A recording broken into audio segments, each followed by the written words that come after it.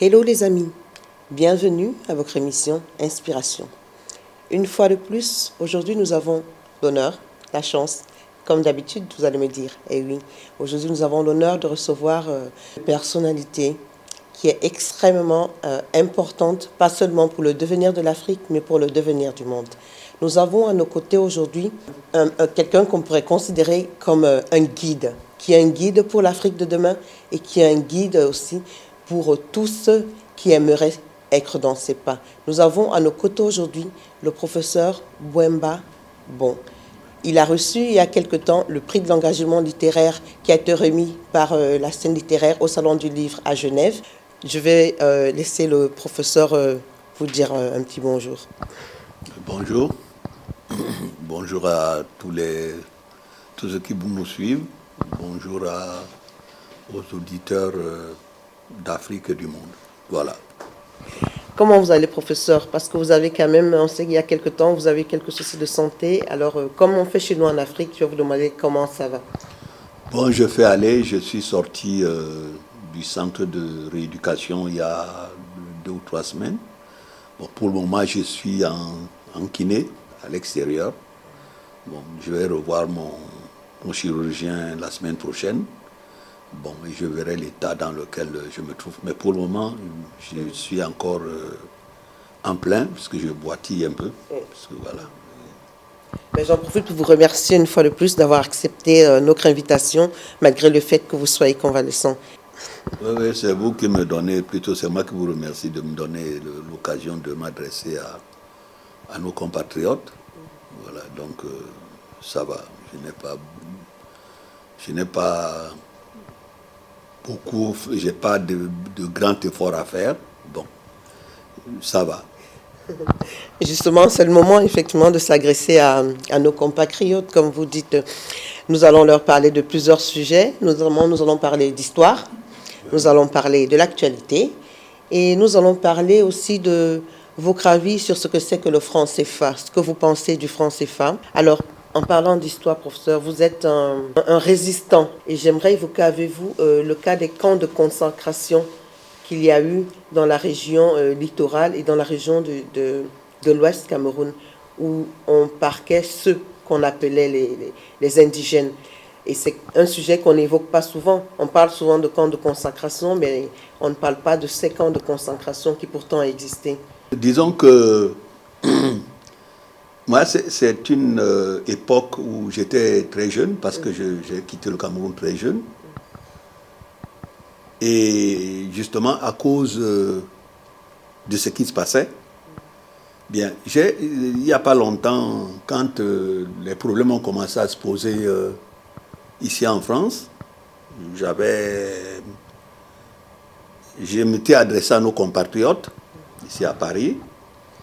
Bon, lorsqu'on voit ce qui se passe aujourd'hui avec le mouvement, avec l'État islamique en Syrie et Oui. en Irak, il s'est trouvé qu'à un moment, au Cameroun, alors que le Cameroun n'était pas une colonie française, beaucoup de gens ne le savent pas, le Cameroun était un État, pratiquement un État, parce que c'était un protectorat. Un protectorat avait sa propre personnalité. La France n'a pas accepté que ce pays-là s'émancipe. Et il y a eu une guerre qu'on a imposée aux Camerounais. Ils ne s'y attendaient pas. Parce que le 25 mai 1955, alors que les gens manifestaient pacifiquement, oui, l'armée française a pris le devant. Ça s'appelle créer un événement en termes militaires. Il y a eu 5000 morts. Donc la France a obligé le Cameroun à entrer dans une guerre qu'elle n'avait pas préparée. C'était pour qu'elle n'ait pas le temps de s'organiser comme cela s'est passé en Algérie. Donc, par la suite, les gens ont commencé à entrer dans les maquis dans les années 56. Et il y a eu beaucoup de morts au Cameroun. Et beaucoup de familles, moi, je ne savais pas où j'allais. Mais mes parents, comme on n'était que 2, j'étais le plus jeune. Mes parents ont trouvé nécessaire que je quitte le pays parce que j'étais un peu turbulent. Ils avaient peur qu'il m'arrive quelque chose. Parce que déjà, on m'avait arrêté. Oui. J'allais à l'école. On m'a amené à la prison de New-Bell. Et j'étais avec un compatriote qui a couru. J'habitais à la cité des fonctionnaires. Il allait prévenir votre famille. Voilà, pour prévenir ma famille que j'avais été arrêté. Et mon père s'est mis à me chercher. On ne savait pas où il y avait des prisons dans tout droit là. Bon, on m'a retrouvé le lendemain. Et j'ai passé une nuit avec des gens de l'UPC, des UPCistes, ou des gens qu'on avait arrêtés dans tout droit là. Ils ont passé leur temps à me porter la nuit. Les uns, ils se passaient par les épaules, l'autre me passait. Bon. Et je crois que c'est là que mon père a pris la décision que je devais quitter le Cameroun. Bon. Sans que moi-même je le sache, un jour, on m'a mis dans un train. Et c'est à ce moment-là que vous êtes parti? C'est à moi, moment que je suis parti. Et vous êtes parti, vous avez été à un moment de votre parcours recueilli par l'épouse de Félix Moumi. Voilà, j'ai été exfiltré. J'ai traversé tout le Cameroun dit britannique. J'ai été exfiltré jusqu'à Cotonou, parce que j'allais à Conakry. Bon, mais comme j'étais aussi un peu plus turbulent, au lieu d'aller directement à Conakry, bon, il y a là où j'ai atterri à Cotonou, quelqu'un m'a parlé du Sénégal, que c'était très beau et tout ça. Bon, finalement, j'ai fini par aller voir Dakar. Du côté du Sénégal? Le côté du Sénégal, c'est là que j'ai connu Gorée. Peut-être que mon destin était que je devais connaître Gorée. Donc j'étais à l'île de Gorée avec des compatriotes du Dahomey à l'époque. Bon, avant donc d'aller par la suite à Conakry. J'arrive donc à Conakry. Mbandja Malangé a signalé à Marthe Moumié que j'étais là. Il y a un jeune Camerounais qui était là. Bon, j'étais à Boulbiné 2, alors que les UPCistes étaient à Correa. C'est là qu'on est venu me chercher. Pour vous amener de l'autre côté? Oui, pour m'amener chez Marthe Moumié. Bon, elle a estimé que je ne pouvais pas rester à Conakry. C'était toujours très dangereux pour vous? Ben oui, je pensais, je crois que les femmes ont une très grande intuition. D'abord, j'étais trop jeune, donc je ne servais pas à grand-chose parce que, je vous dis, tous les UPCistes étaient à Correa. Moi, j'étais à Boulbiné de chez un compatriote de Guinée qui m'avait recueilli chez lui, tout est fasciné.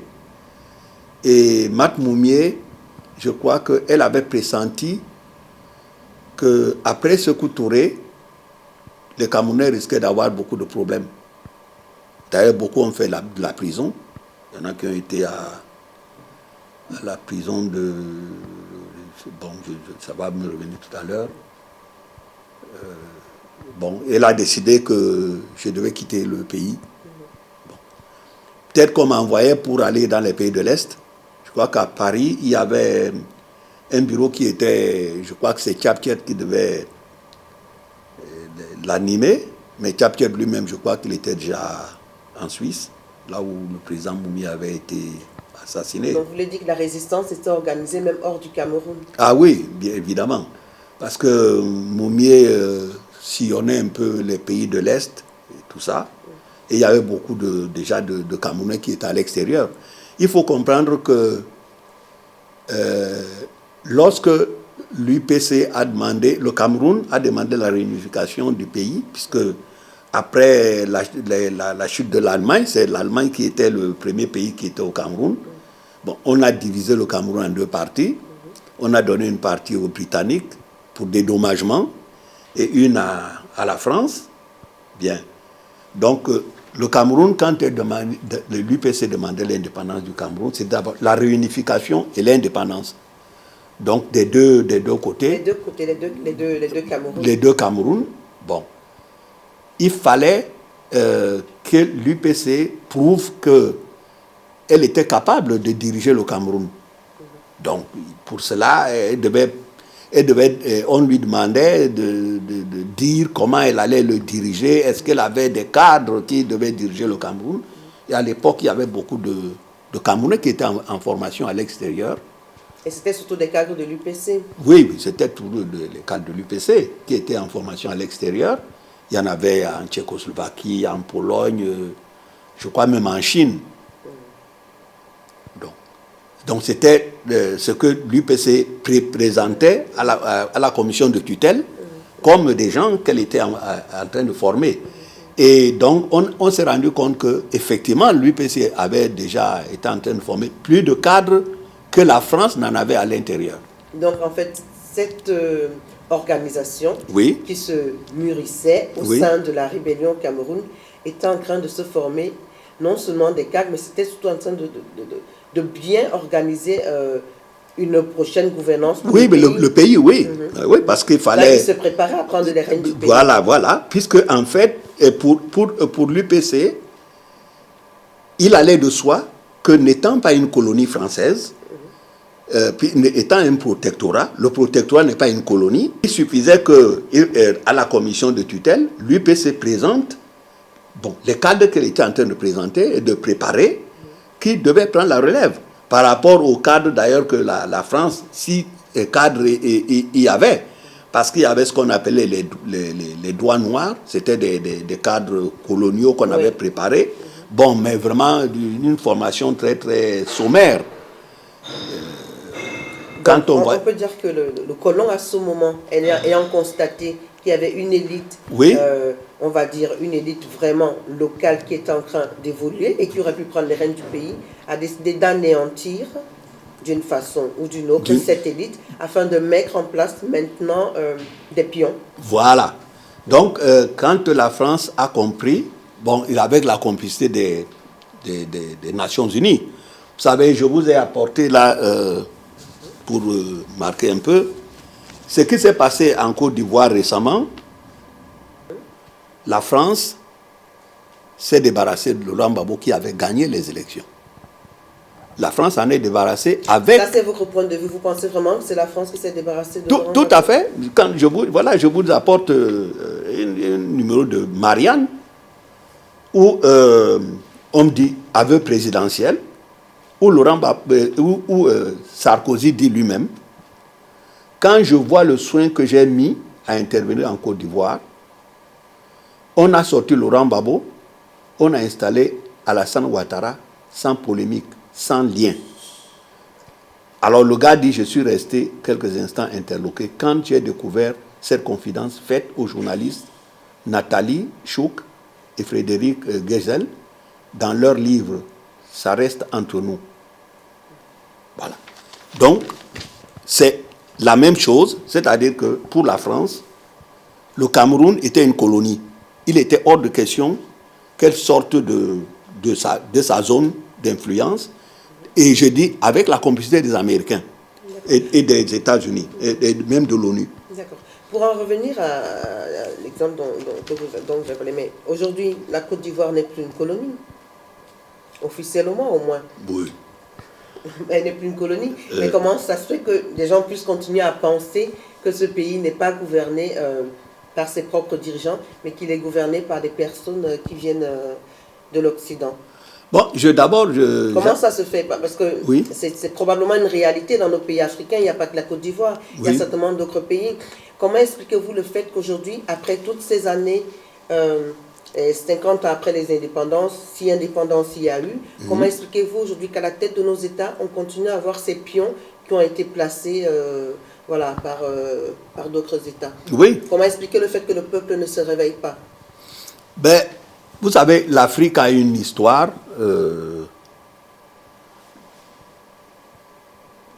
une histoire très très lourde de 4 siècles. Ça ne s'est jamais pratiquement vu d'occupation. L'histoire de l'Afrique, ses relations avec l'Europe commencent d'abord de façon brutale avec ce que j'appelle les razzias négrières de l'Atlantique, dès le 15e siècle. Et cette occupation, elle continue jusqu'à aujourd'hui, parce que les Africains croient souvent qu'ils sont dans des États, parce que l'histoire est derrière eux. On leur dit qu'ils ont des États, ils ont été des colonies. Je dis que la situation n'a en rien changé, parce que à la conférence de Berlin, on a vu comment l'Europe, l'Occident, est venu d'épaisser l'Afrique pour cela partager à la manière que nous connaissons aujourd'hui. Bon. Et chacun a pris sa part. D'accord. Aujourd'hui, ça continue. Pourquoi? En fait, c'est ça ma question. Oui. Pourquoi le peuple ne se réveille pas? Pourquoi n'arrive-t-on pas à avoir à la tête de nos États des dirigeants choisis par nous et des dirigeants qui ont conscience du fait qu'ils portent leur peuple avec eux? Oui, nous n'arrivons pas à les avoir parce que nous n'avons jamais été libres. Bon, maintenant, le problème de savoir pourquoi les Africains acceptent cette situation, oui, c'est que, et je le dis souvent, je crois que il y a ce qu'on appelle une intelligentsia qui croit qu'on va à l'école chercher des diplômes pour devenir ministre. Parce que nous voyons aussi que nous ne reproduisons, ça veut dire que les gens ne se renouvellent pas. Les cadres africains ne se renouvellent pas en Afrique. Ça veut dire qu'il y a les mêmes individus qui nomment, parce qu'il faut savoir que ce qu'on appelle président, il n'y a pas de président en Afrique. Il n'y a pas de président en Afrique? Il n'y a pas de président en Afrique. Qu'est-ce qu'il y a en Afrique si ce n'est pas de président? Nous avons des gens qui ont été désignés par les Occidentaux. Comme vous voyez, Babo a gagné les élections, présidentielles. Seulement, Laurent Gbagbo ne plaisait pas aux Européens. Pourquoi? À l'Occident. Pourquoi? Parce qu'il avait, comme disait un Français lui-même qui a vécu en Côte d'Ivoire, il voulait mettre en place, si vous lisez le livre de Pigot sur la Côte d'Ivoire, il commençait à mettre sur pied un État. Laurent Gbagbo voulait mettre un État en place, et cela, la France ne pouvait pas l'accepter. Bon. Et vous voyez que lorsque la France intervient, on ne sait pas combien on vient de voir le drame que la France a connu. Il y a un gendarme et sa femme qui viennent d'être assassinés. Oui. Bon, on a vu tout le processus. Oui, en effet, c'est un drame. Oui, c'est le drame que le pays a connu. On ne sait pas le nombre de jeunes patriotes qui ont été assassinés par l'armée française en 2014. Mais professeur, pensez-vous qu'il faille comparer les douleurs? Toute douleur est douleur. Oui. Est-ce qu'il faut comparer les douleurs sous prétexte que parce qu'il y a eu douleur d'un côté, il faut à tout coup qu'il y ait une douleur de l'autre? Oui. Ne pensez-vous pas que la douleur qu'un peuple ressent lorsqu'il subit justement ce genre de viol, autant que ce soit le viol que les Africains subissent ou le viol que d'autres peuvent subir en Occident à cause de tout ce qui se passe avec le terrorisme, pensez-vous qu'il faille comparer les douleurs? Parce qu'il y a une douleur là-bas, la douleur d'ici est-elle moindre? Non. Le problème qui se pose, c'est que, au moins ici, on salue les morts, on célèbre les morts ici, on les reconnaît. Parce que c'est des êtres humains qui sont assassinés. Tout se passe comme si, et je suis convaincu que c'est une mentalité, on ne considère pas aujourd'hui, jusqu'à aujourd'hui, les Noirs comme des êtres humains. Ça veut dire que, regardez, je vous parle du Cameroun, les morts qu'il y a eu au Cameroun, il y a le général Ossares, qui reconnaît lui-même qu'en moins de 2 ans, en région Bamileke, la France a fait entre 200 et 300 000 morts. Oui. Bien. Or, personne ne vous parle de ces morts-là. Mais qui doit parler de nos morts si nous-mêmes ne parlons pas de nos morts? Pourquoi attendre que les autres parlent de nos morts? Justement, ceux qui veulent parler de nos morts, je vous donne encore un autre chiffre. En 2008, il y a eu 1000 morts au Cameroun, dont des enfants de 4-5 ans qui marchaient pour la faim. Et même la presse française n'a jamais révélé ici ce qui est en train de se passer au Cameroun. Il y a un rapport parlementaire cette année qui devait sortir cette année, qui relevait que le régime de Biya est un régime illégitime et que chaque fois que les Camerounais ont essayé de se lever contre ce régime, il a frappé. Bon, il y a eu donc des milliers de morts. Et quand on a arrêté un Français avec ses enfants, le même Paul Biya a débloqué 7 millions de dollars pour aller faire libérer par Boko Haram une famille de Français, alors que le même Paul Biya n'a pas hésité à tuer des petits Camerounais parce que les gens marchaient pour la faim. Donc, ça veut dire quoi? On va arriver à quoi? Il y a en Afrique des régisseurs. Ce sont des régisseurs. Ce ne sont pas des présidents. Ce pas des présidents. Voilà, ce sont des régisseurs. C'est-à-dire que c'est des gens qui agissent exactement comme le rôle que d'autres Africains avaient eu pendant les razzias négrières transatlantiques. Ils devaient surveiller dans les plantations leurs compatriotes. Et celui qui se rébellait, on le frappait. Et aujourd'hui, nous avons des gens, des régisseurs qui sont là, qu'on appelle présidents, qui reçoivent des ordres. Pensez-vous que ce sont ces régisseurs qui favorisent le maintien du franc CFA en Afrique? Mais tout à fait. En Afrique francophone? Tout à fait. Et d'ailleurs, dans une vidéo, je réponds à Ouattara, parce que moi j'ai écouté Ouattara, Alassane Ouattara. Oui. Bon, on nous dit qu'il a été au FMI. Je crois savoir que le FMI, c'est pratiquement le temple de la monnaie. Les gens savent ce que la monnaie veut dire au FMI. Or, dans cette vidéo, M. Alassane Ouattara, Draman, nous dit que... D'autant que les Africains seraient 2 fois plus pauvres sans le franc CFA. Sans le franc CFA. Je dis donc ou c'est moi qui ne m'y connais pas beaucoup, mais je crois que M. Ouattara ne sait pas le rôle que la monnaie joue dans le développement. Peut-être que le connaît-il trop bien, ce rôle, et qu'il a choisi justement d'utiliser cette monnaie pour jouer le rôle qu'il désire qu'elle joue. Bon, je dis que souvent il y a... Étant formé au FMI, devrait-on s'attendre à mieux de lui? Oui. Moi, je me pose aussi des questions parce que, vous savez, les Occidentaux ont pris l'habitude de nous coller des étiquettes, des diplômes.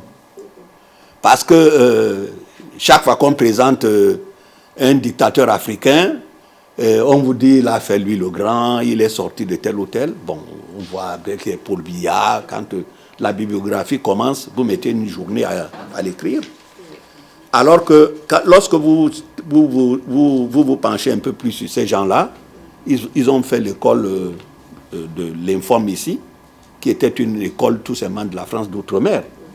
Donc, sans niveau. Parce qu'il y a un langage diplomatique, un langage politique, mais lorsque quelqu'un vient publiquement faire ce genre de déclaration sur une vidéo, sur la monnaie, honnêtement, je me pose des questions sur sa maîtrise vraiment de l'économie. Bon, voilà que le franc CFA, moi je l'appelle le franc nazi.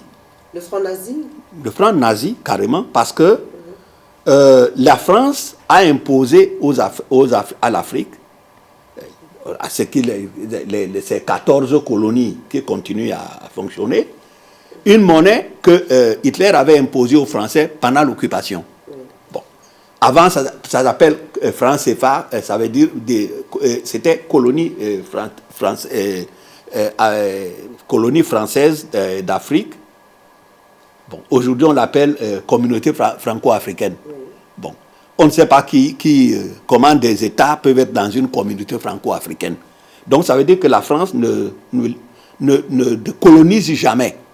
Sauf l'Algérie qui a réussi et l'Indochine qui ont pris des armes pour s'en débarrasser. Voilà, professeur, doit-on attendre toujours que ce soit l'autre qui vienne nous libérer, soit disant, ne sommes-nous pas assez grands pour décider de ce que nous devons faire malgré nos régisseurs que nous avons en place? Oui, bien sûr. C'est ce que je dis. Les Africains doivent prendre leurs responsabilités. Seulement, c'est ce que je vous ai dit tout à l'heure. Je crois que d'abord, je vous dis que quelquefois, j'ai des doutes sur la manière dont nous sommes formés.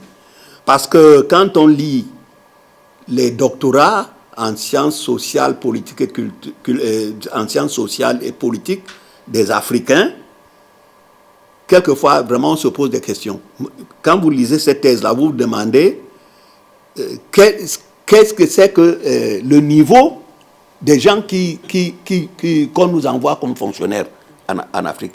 Et je dis que si nous voulons faire rire l'humanité, qu'on prenne un peu les soi-disant présidents africains, qu'on leur fasse faire un examen une journée, on leur demande qu'est-ce que l'État. On leur donne, vous avez 24 heures pour travailler sur l'État, on vous repêche à 3 sur 20, on vous repêche. Aucun ne sera repêché. Parce qu'ils ne savent même pas ce que c'est que l'État. Quand même pas, n'exagérons pas, professeur. Je prends tous les risques. Je vous dis, les soi-disant présidents africains, demandez-leur ce que c'est qu'un État. Vous voyez qu'à la tête de ces États, il y a des gens qui ne savent même pas ce que c'est qu'un État. Je crois qu'ils ne savent même pas ce que c'est qu'un État. S'ils savaient ce que c'est qu'un État, ils ne se complairaient pas dans cette situation. Et je dis, même les fonctionnaires qui fonctionnent aujourd'hui, parce que nous sommes où, dans quelle situation aujourd'hui? Je vous donne un cas. Voilà que Mitterrand, M. Mitterrand,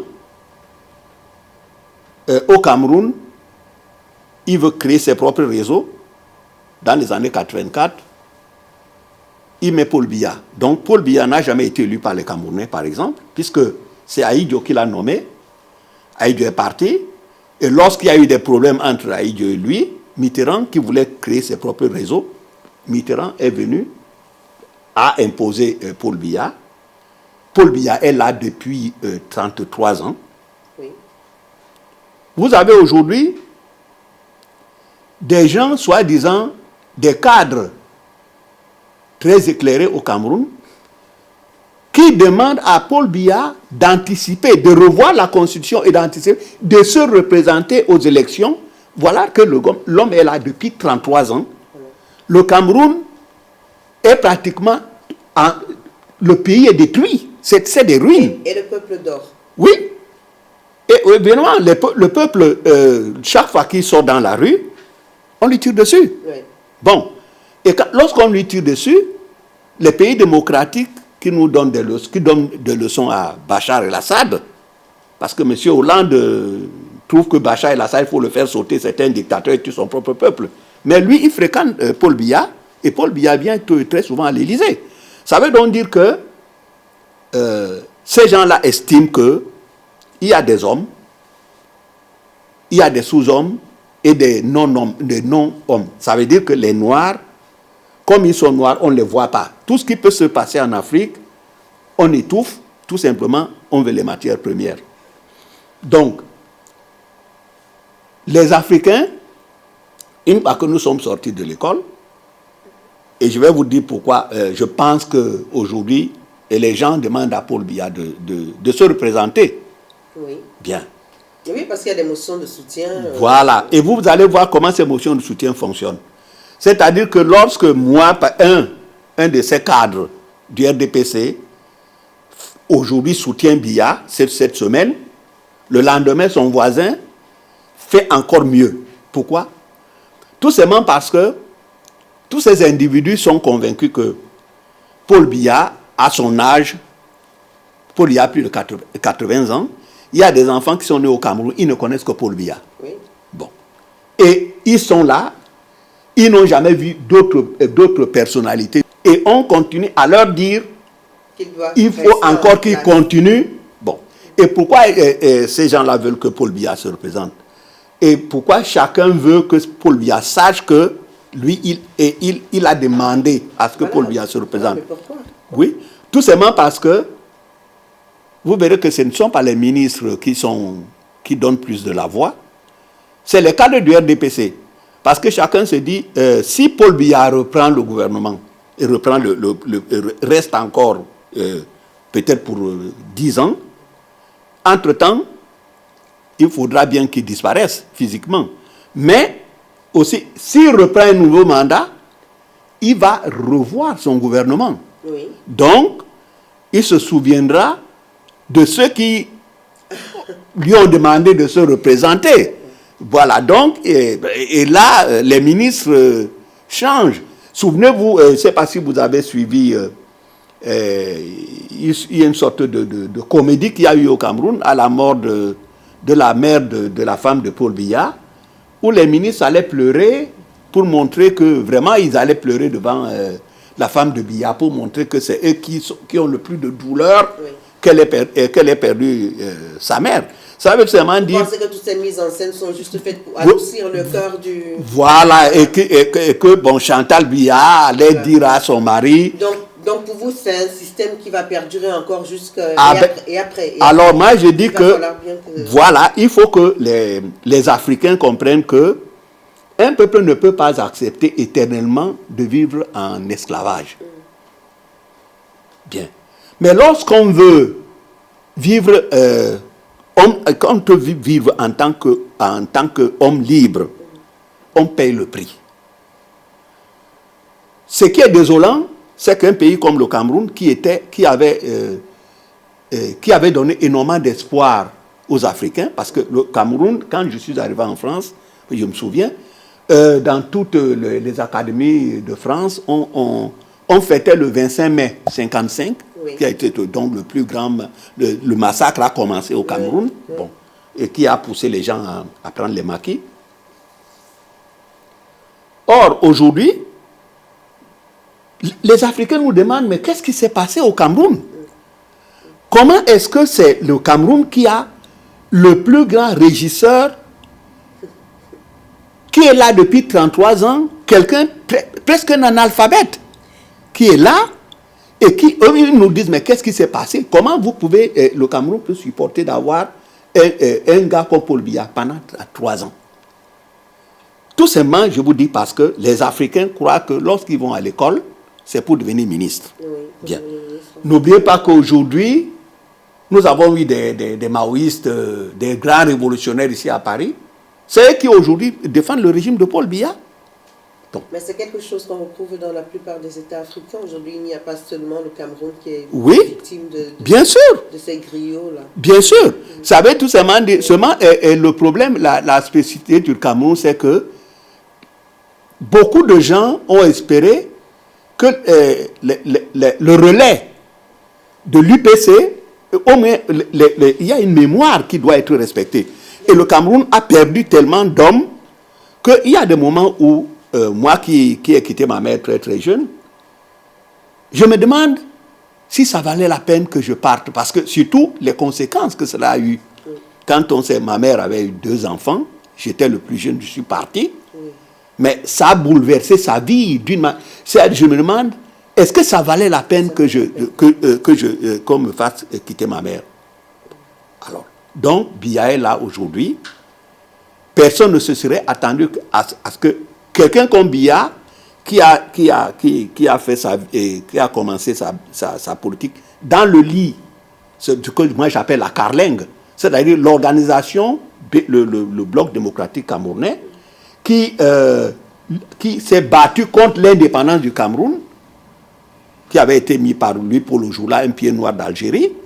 Ce sont ces gens-là aujourd'hui qui ont repris, on leur a donné le Cameroun, et l'UPC, aujourd'hui, personne ne parle plus de l'UPC au Cameroun. Professeur, vous pensez que le Cameroun est mort? Non. Le Cameroun n'est pas mort, l'Afrique n'est pas morte. C'est-à-dire que ce qu'il faut aujourd'hui, c'est que les Africains doivent comprendre que vous savez, en Asie, lorsque les gens veulent dire qu'ils vont... Ça ne va pas, ils vous disent que bientôt nous serons comme les Africains du Sub-Sahara.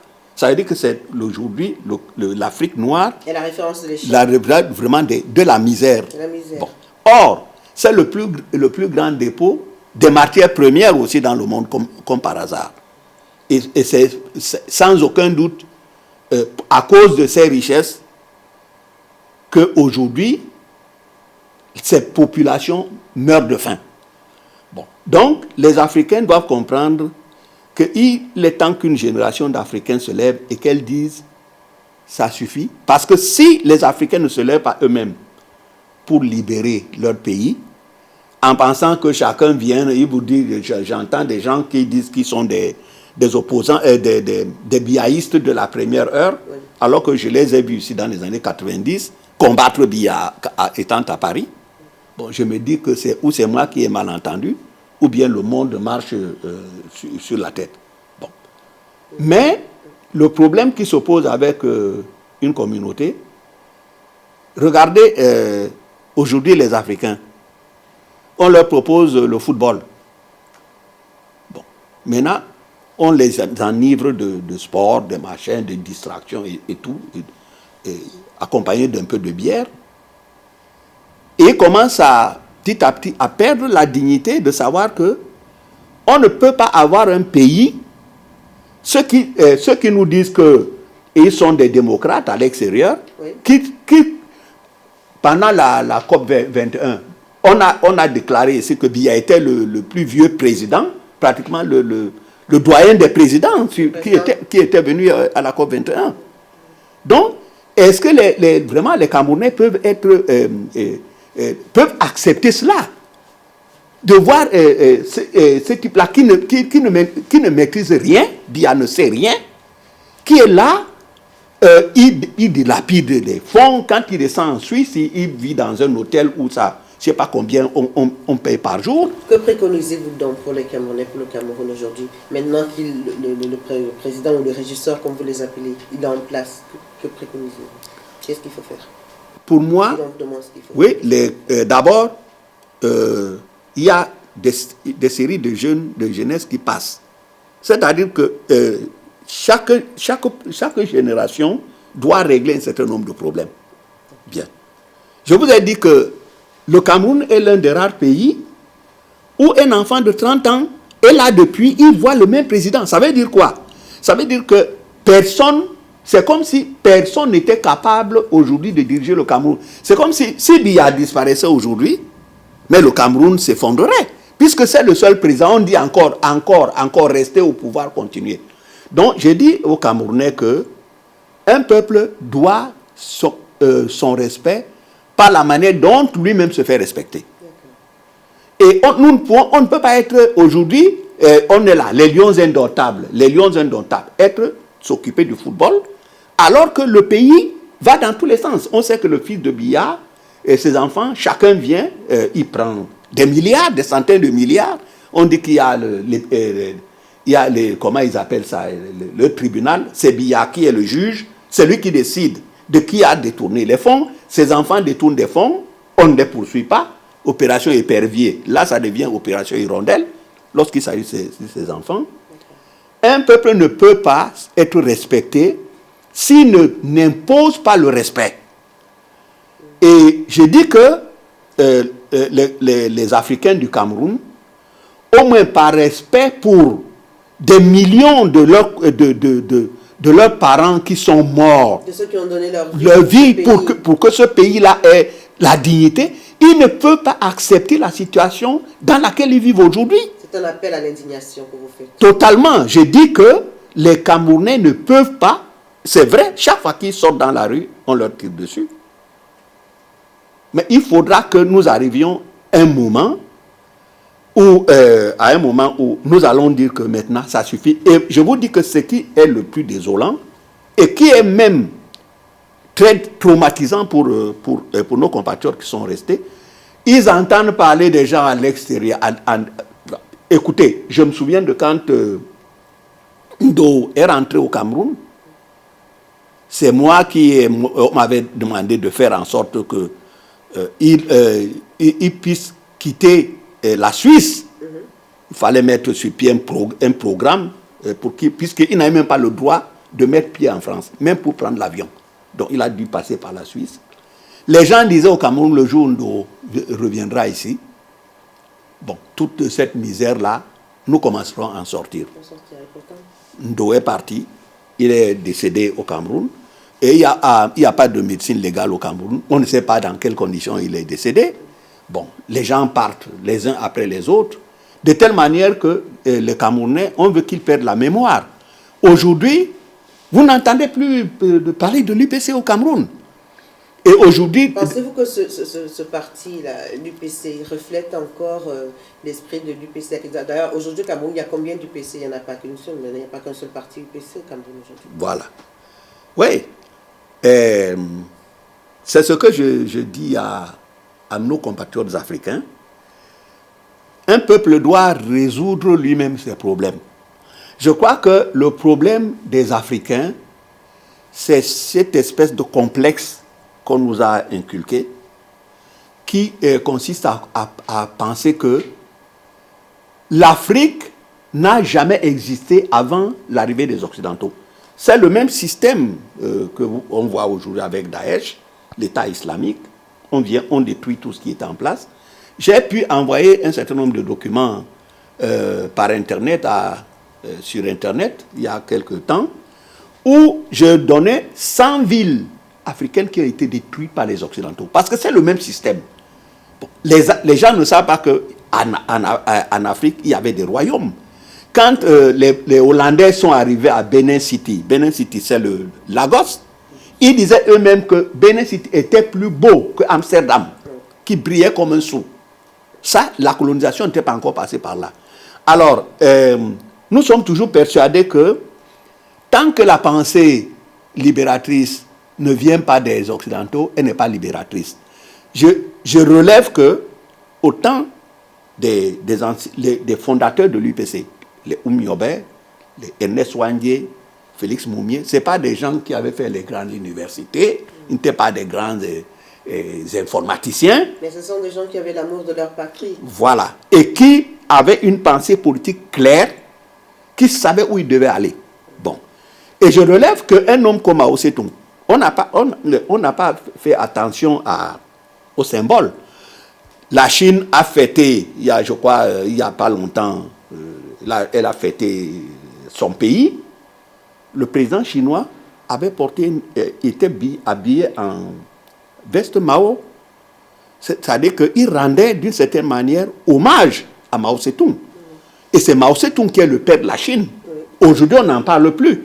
Sauf que quand la jeunesse chinoise avait commencé pendant la longue marche de Mao Tse-tung à vouloir trop se complaire dans des slogans, Mao Tse-tung leur a dit, nous ne sommes pas des Grecs, nous sommes des Chinois.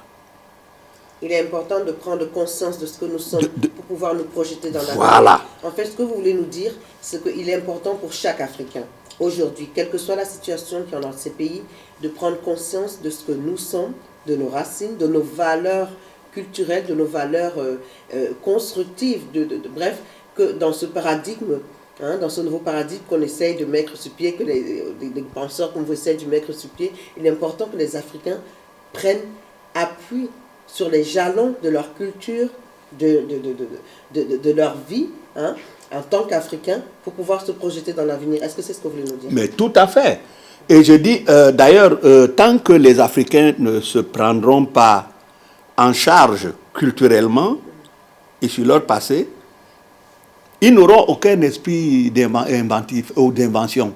Pour vous, la culture reste à la base je ne vais pas dire du développement, parce que c'est un mot que vous ne voulez pas entendre. Non, vous pouvez même, vous pouvez. Ouais, développement, pour vous, ça a une résonance quand même quand on parle de l'Afrique aujourd'hui. Bien sûr. Malgré le fait que ce mot soit justement venu d'ailleurs. Oui, non, il ne vient pas d'ailleurs. Chacun voit le développement là où il veut. À sa manière. Voilà sa manière. Bon, je rappelle que nos ancêtres, ce qu'on ne sait pas, on sait d'abord que maintenant, on ne le refute plus. Nos ancêtres ont bâti les pyramides d'Égypte. Bien. Et j'ai dit que les Africains avaient un mode de production, sauf que les gens ne le savent pas. Les Africains ont eu un mode de production. Lorsqu'ils étaient libres, ils produisaient, ils échangeaient, ils faisaient commerce. Les Africains, quand ils arrivaient ici en Europe, à un moment, ils étaient même, ils étaient vénérés comme des hommes extrêmement puissants. Aujourd'hui, nous sommes en train de chercher, chaque fois que nous voulons régler nos problèmes, nous devons aller chercher la solution ailleurs. En plus, moi je constate que les grands idéologues africains qui nous font croire que sans la pensée occidentale, nous ne sortirons jamais de nos problèmes, ils ne connaissent même pas ce que c'est que la loi dialectique. Ça veut dire que c'est thèse, antithèse et synthèse.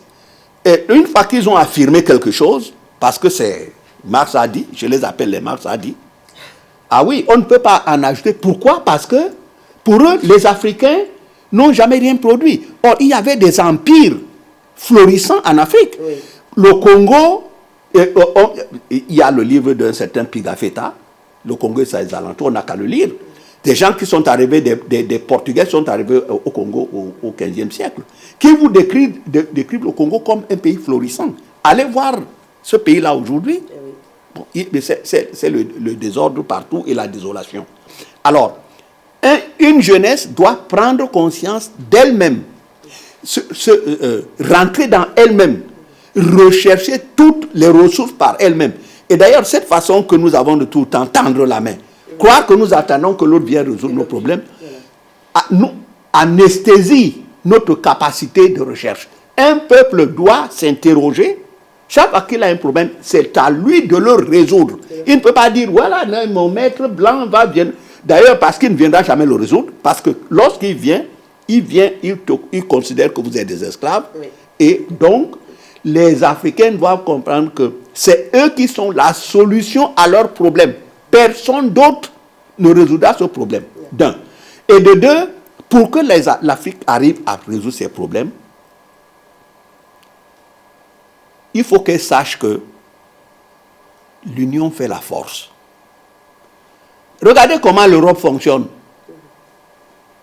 Dès qu'il y a un problème qui frappe la France, toute l'Europe est en deuil. Chez nous, on vient, on massacre tout un pays. Oui. On massacre des milliers de personnes. Oui, des enfants. Personne ne réagit. Bien. Ça veut dire que ces gens-là bon, c'est comme, même les animaux réagissent quelquefois. Nous, on vient, on frappe. Bien, quand on a attaqué la Côte d'Ivoire, qui a régimbé? Le Sénégal n'a pas bougé, aucun voisin ne bouge. Bon, on laisse les gens faire ce qu'ils veulent. Bon. Donc, le destin, le sort de l'Afrique est entre les mains des Africains. Nous avons nos propres valeurs. Premièrement, je maintiens que quand les Africains, c'est ce que je fais souvent lorsque je vais voir nos compatriotes nés en déportation négrière, je leur dis, nous devons adopter 4 principes à nos compatriotes qui sont nés en déportation, que les gens appelaient les Antillais, ceci ou cela. C'est des Africains qui sont nés en déportation esclavagiste. 1. Nous sommes des Africains. Les Européens sont des Européens. Ils sont en train de jouer la coupe euro là. Ouais, entre Européens. Bon. 2.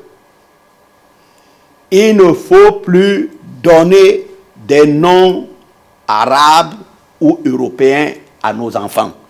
Le nom a une personnalité. Vous ne verrez jamais un Français appeler son fils Lumumba. Il est important de revenir à ça aussi. À nos traditions. À nos traditions. Bien. 3. Nous sommes des nègres marrons. Où que nous soyons, nègre marron veut dire ceci. Nous n'avons à obéir qu'à la loi de notre seul peuple. Nous n'avons pas de maître. Il doit se dire, un Africain n'a pas d'autre maître que l'Afrique. 4.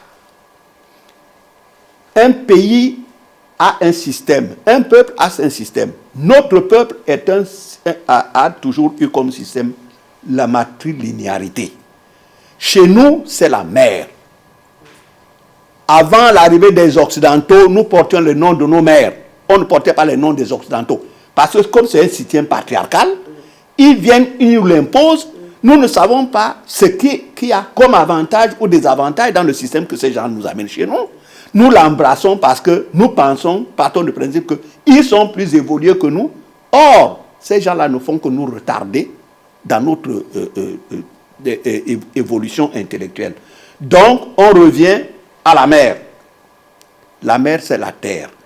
L'homme qui croit que, l'homme qui peut me dire que sa mère est l'égale de son père, bon, qui viennent me le dire, mais moi, je crois que si les Africains ont choisi le système matriarcal, ils savaient pourquoi. D'ailleurs, je le développe un peu, où je contredis ce que disent des gens comme Engels. C'est parce que Ils croient que l'homme, c'est la lumière, le système patriarcal, alors que la mer, c'est l'obscurité. C'est totalement faux.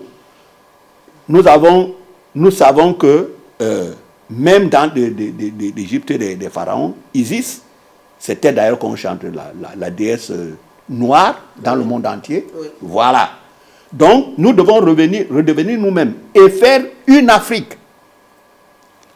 Nous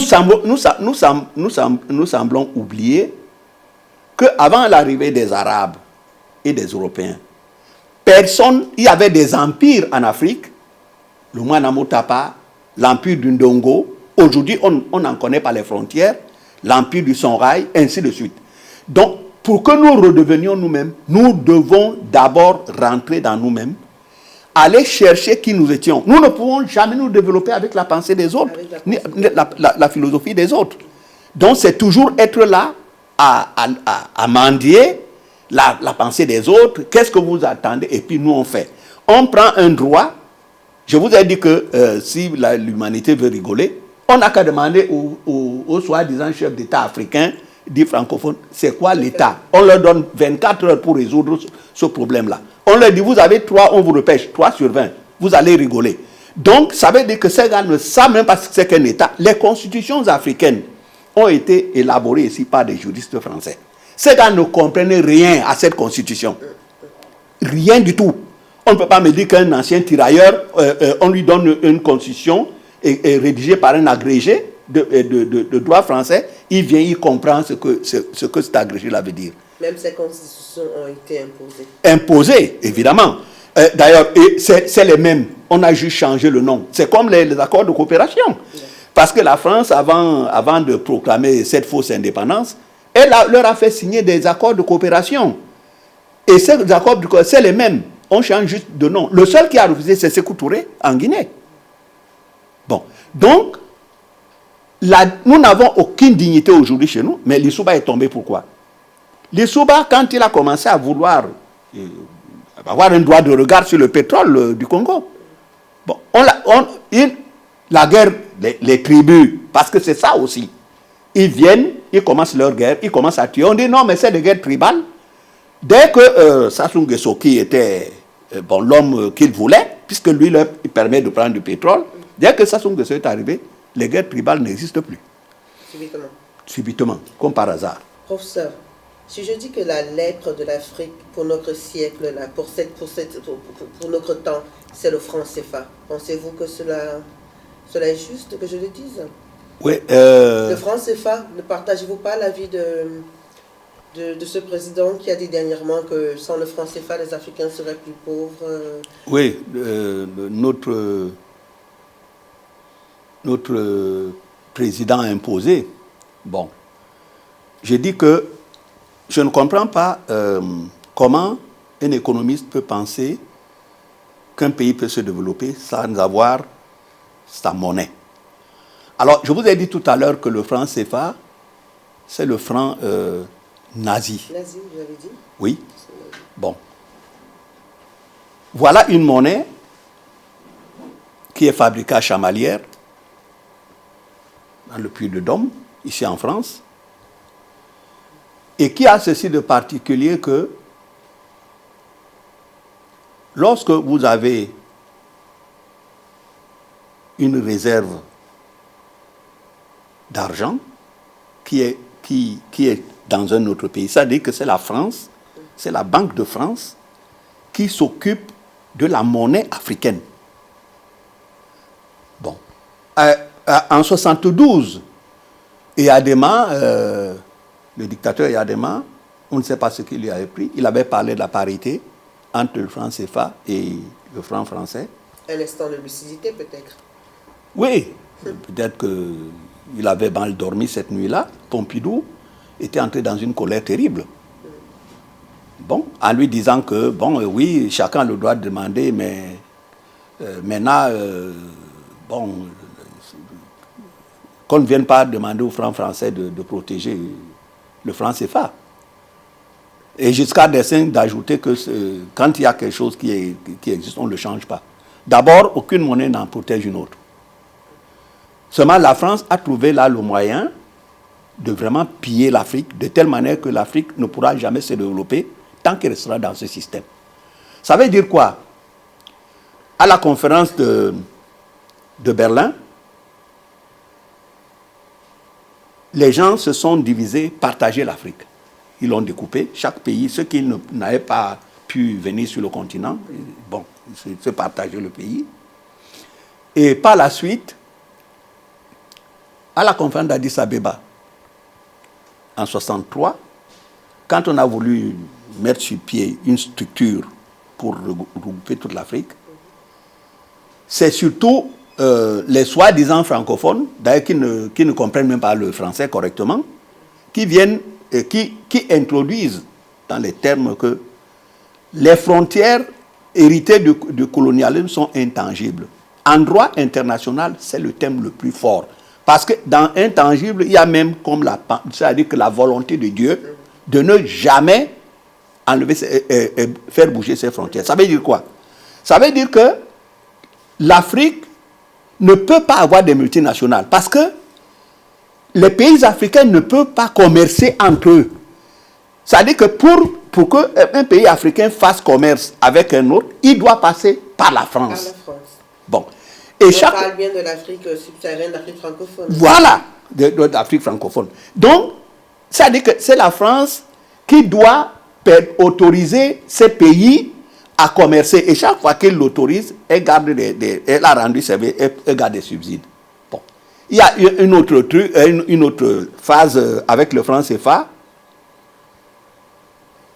Lorsque la France prête de l'argent, quand la France aide, mais la France n'aide aucun pays en Afrique. Ça veut dire que quand on vous dit que la France a aidé, par exemple, disons le Bénin, qui veut, je ne sais pas combien de milliards, que fait la France? Elle puise dans les réserves de l'argent du Cameroun ou de la Côte d'Ivoire, et c'est là qu'elle prend cet argent pour le prêter au Bénin, par exemple, et après, quand le Bénin va rembourser les intérêts, c'est elle qui les garde. Bien. Et pourquoi, entre autres, Laurent Gbagbo, on a fait partir? La Côte d'Ivoire est le premier producteur de cacao. Bien, je vais vous donner un cas très banal. Oui. Par exemple, les États-Unis commandent du cacao pendant les fêtes de Noël pour faire du chocolat. Bon, la Côte d'Ivoire leur vend, par exemple, pour, disons, 5 milliards de francs de cacao. Bon, effectivement, la banque américaine signe un chèque de 5 milliards de francs. Oui. Mais la Côte d'Ivoire n'a pas de banque nationale. Alors qu'est-ce qui va se passer? C'est le Trésor français qui va prendre cet argent et la France décide sur cette somme de ce qu'elle va donner à la Côte d'Ivoire. Et le reste, elle garde.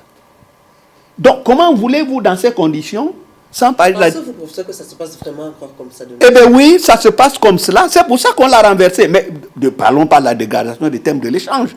Imaginez que lorsque Renault fabrique une voiture, Renault fixe le prix de la voiture par rapport aux matières premières, l'heure que les ouvriers ont mis. Donc, on calcule tout ça. On dit que cette voiture coûte 65 000 euros.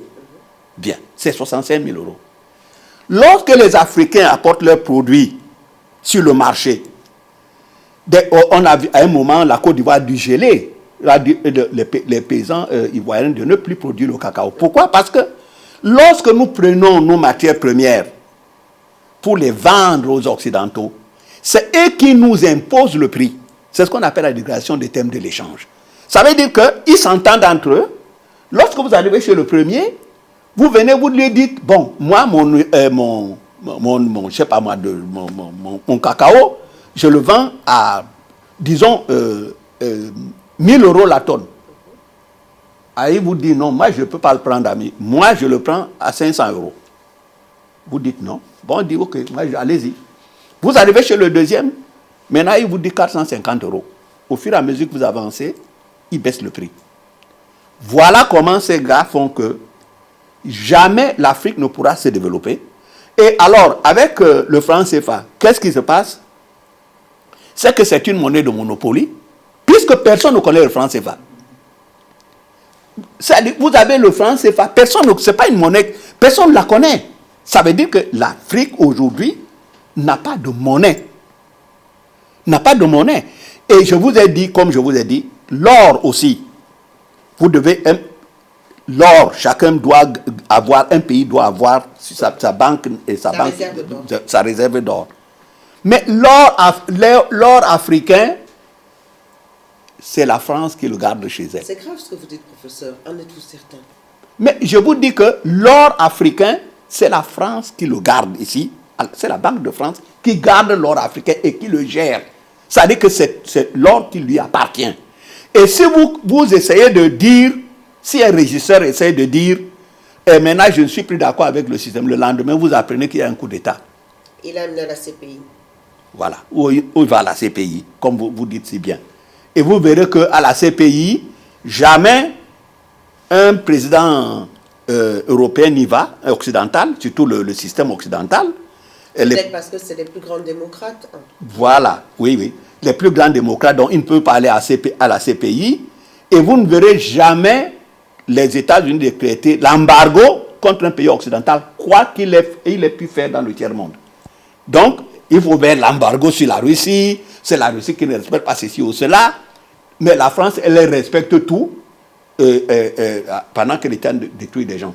Donc, ça veut tout simplement dire que vous avez aujourd'hui 14 soi-disant anciennes colonies françaises qui marchent avec le CFA. Mais la France a encore fait mieux.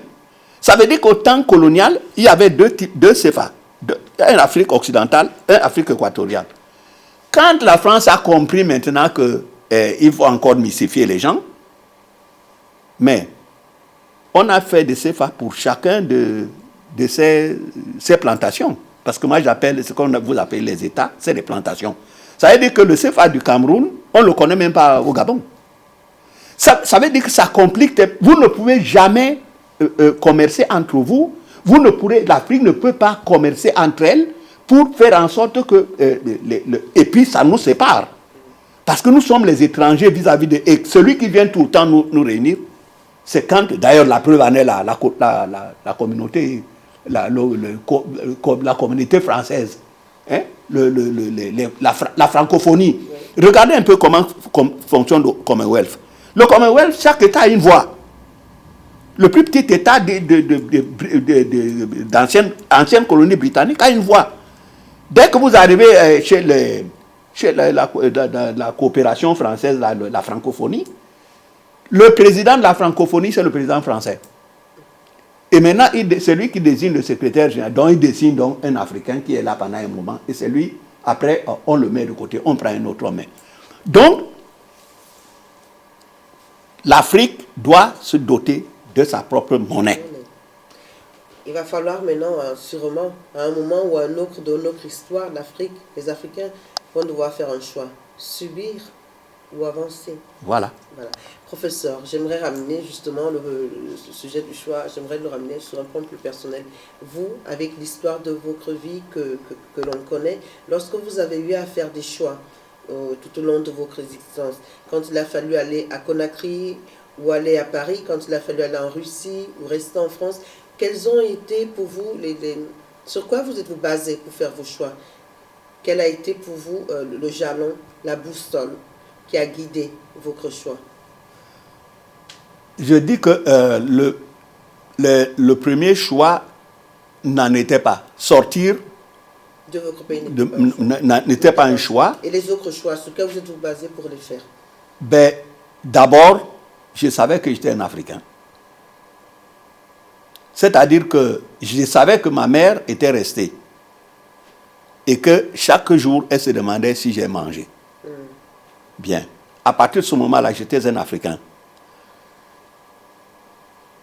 Et je me suis retrouvé quelquefois à me mettre devant une glace. Je parle Douala, je parle Bakoko, je parle Bassa, je parle Malimba, je parle Beti. Je parle chaque langue, je me réponds. Parce que je me retrouvais seul, souvent. J'étais seul. Donc, il fallait que je sache. Ce qui fait que C'est un terrible handicap que j'ai aujourd'hui. Je sors du centre de rééducation, mais j'avais perdu 8 kilos. Je ne mange pas français. Il fallait que je mange la nourriture africaine. J'ai choisi d'être africain.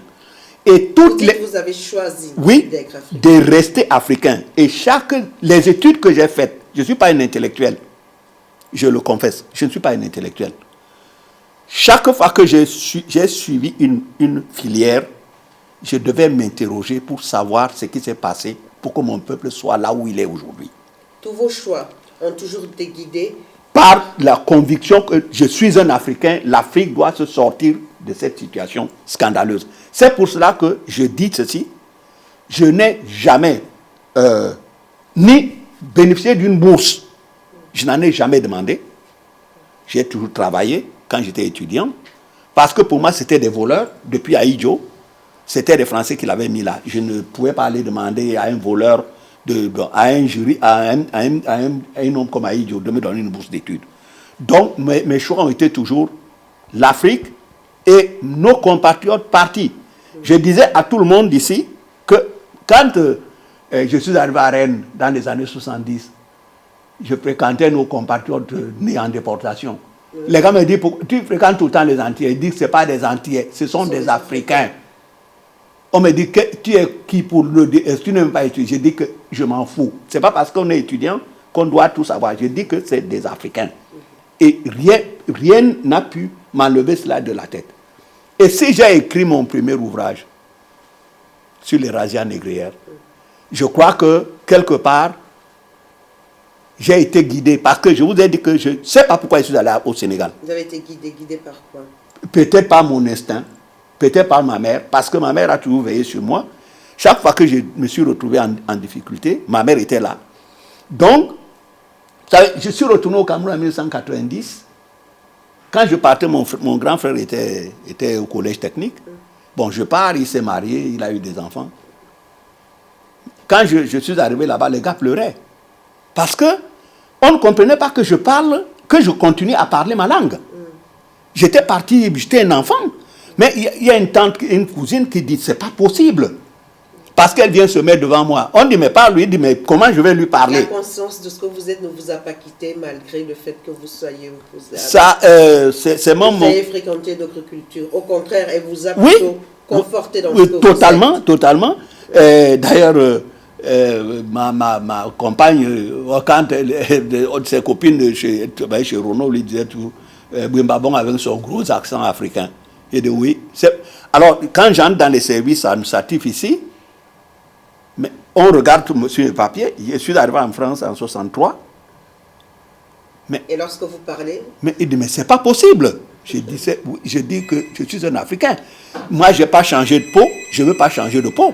Voilà. Donc,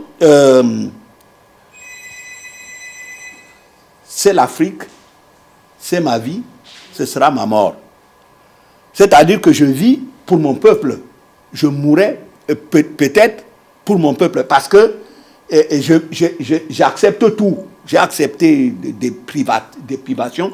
J'aurais pu, à l'époque, les gens allaient commander ceci ou cela. J'ai dit que tant que ces régimes qu'on nous a imposés seront là, je n'aurai aucune collaboration avec ces gens-là.